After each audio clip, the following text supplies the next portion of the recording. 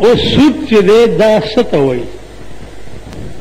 سود دی ته وایي چې زه تاله 100 روپۍ درکم او بیا به راکې ماله 1.5 سل، زه تاله 1000 روپۍ په ګټه درکم او دې پسې به ماله ته 100 روپۍ یا 200 روپۍ میاشت راکې.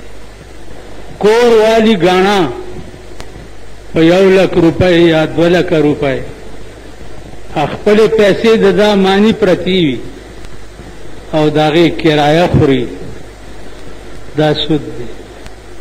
دا بانډونه چې دی اوس دنیا په دې قهر اخته ده، ښځې او نر. تا د 100 روپو بانډ اغستی دی او هغې پسې 10,000 روپۍ راووتې.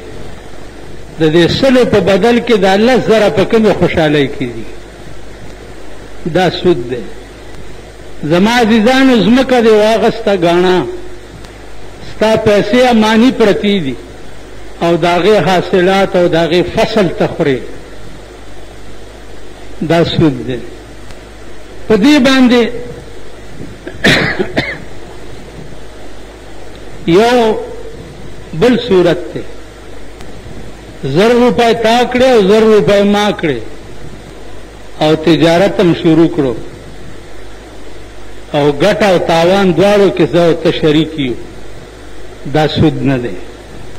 د کم شي په ګټه او تاوان کې چې شریک نه، دا سود دی.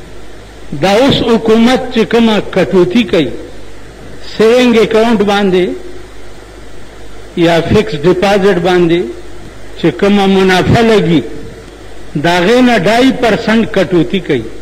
مثلا 9% تعالی 100 پسې فائدہ ملاو شو او 2.5 روپۍ درنه حکومت د زکات په نوم باندې کټ کی، نو دا باقی 4.5 روپۍ چې دي دا په کومه خوشحالۍ کې دي؟ زکات خو دې ته وایي چې د اصل مال نه به کټ کی. ستا 100 روپۍ په بینک کې پرتی دي، د 100 نه به 2.5 روپۍ کټ کی. زکات خو دې ته وایي. نو دا د حکومت سسٹم چې کوم دی دا کمپلیټ سود دی. نو زما عزیزانو سودخور سړی چې مړ شي نو هغه به تر قیامته پورې په دې قهر کې گرفتاری. په دې کې ډېر اقسام دي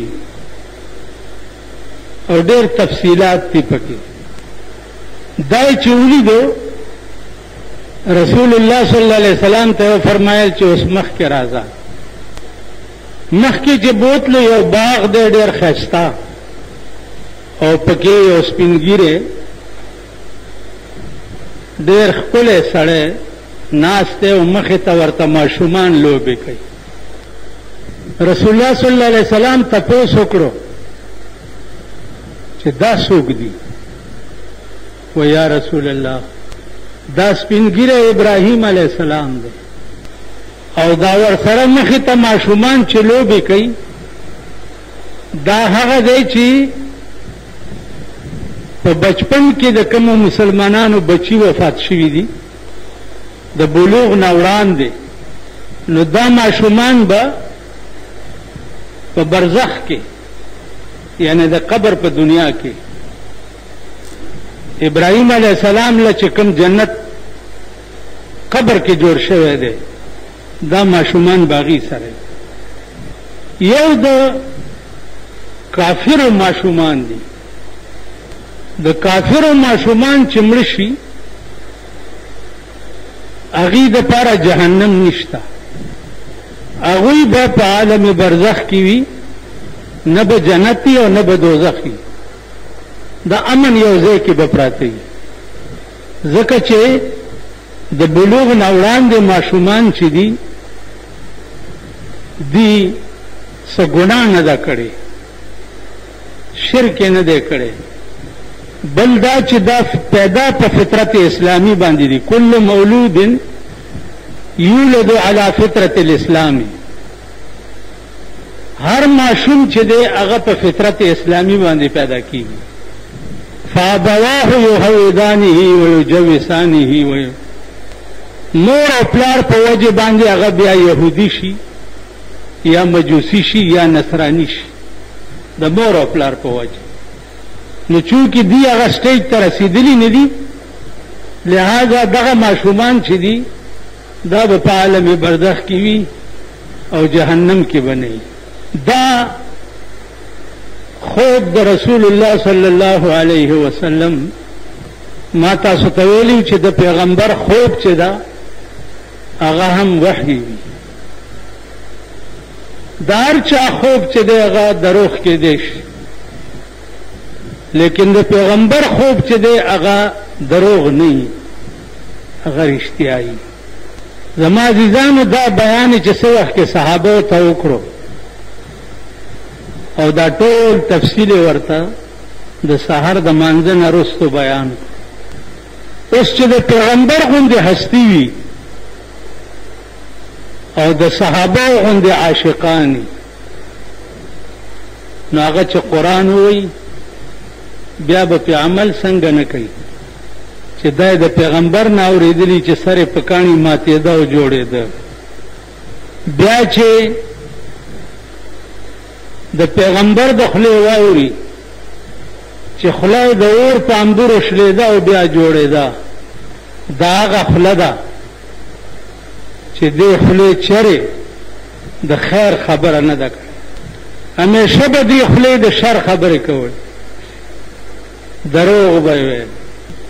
زما عزیزانو مونږ د خپلو خولو ته که وګورو زمونږ به هم دا انجام وي ځکه چې زمونږ خولې ټوله ورځ څه کوي ټوله ورځ. ما تاسو ته دوه شعره ویلي دا یاد کوي.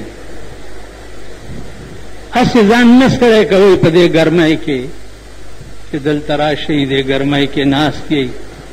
دا خبرې لږې په غور اورئ که یقینا پې نه راځي که کلي علاقه وطن کې هم چېرته ښه عالمي هغه عالم نه تصدیق کوئ تصدیق یې کوئ. اوس ما دا یو شعر تاسو ته ویلی و چې زه توبه په هغې تېر عمر کاږمه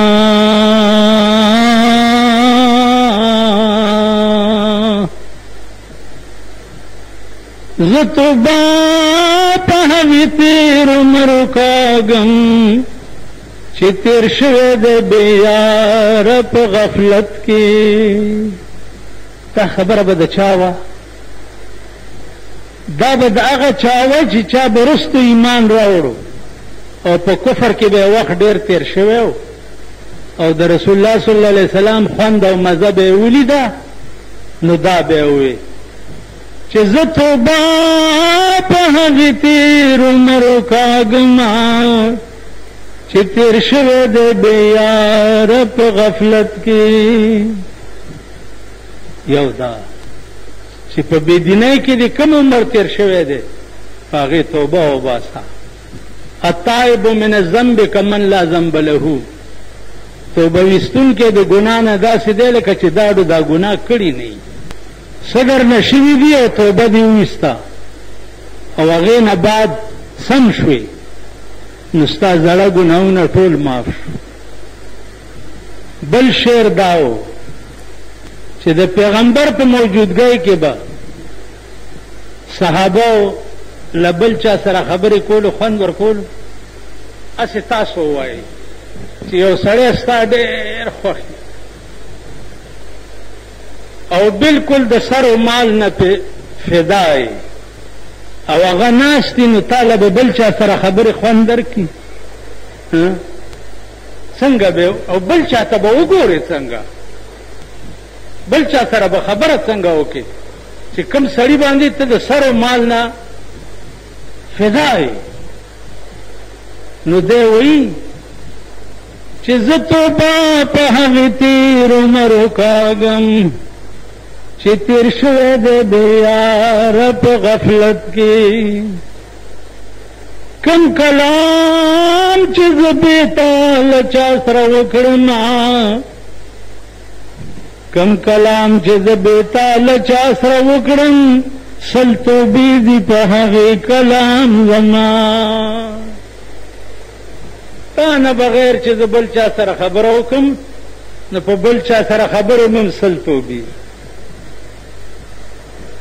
عزیزانو زه درته په ایمان وایم چې زمون شان داسې نه جوړ شوی نو کار به خراب شي. ګوره عمر له به بیا جاړئ او اس به په لاس نه درځي. عمر له به جاړئ چې زمون شان داسې جوړ نشي کہ دن تو تیری ہی تصور میں گزر جاتی ہے، دن تو تیری ہی تصور میں گزر جاتی ہے، اور رات کے خواب میں بھی تو ہی نظر آتا ہے. ورځم ستا په تصور کې تیره شي. د عاشق سړي تصور خو بل څه نه سیوا د معشوقې نه، بل تصور نه، او د شپې په خوب کې بل تصور نه سیوا د معشوقې. نو عزیزانو هغه معشوقه صرف په دې ټول کائنات کې جناب محمد رسول الله دی چې ورځ به دم د ده په تصور کې تیره شي. دا د ده تصورم په حقیقت کې د خدای تصور دی، ځکه چې د سره مینه، چا سره مینه، د ده اطاعت د خدای اطاعت. نو د ورځې به دم دا تصوري او د شپې به دم دا تصوري. کني دا خوب چې ما تاسو ته کوم د رسول الله صلی الله علیه وسلم په څو جمعو کې بیان کو، دا په دومره تفصیل سره مې ځکه بیان کو چې دا پړه ولیکئ. قرآن ویلې عمل نه کول، خلار وخت په دروغ او په ګنګۍ کې لګول، ښځه او نر، ښځه د شته او بلو ښځو پسې ګرځي، میړه شته او بل مې سړي پسې ګرځي، سود کې د دې ټولو انجام به د مرګ نه وروسته فوراً په قبر کې دا شروع شي.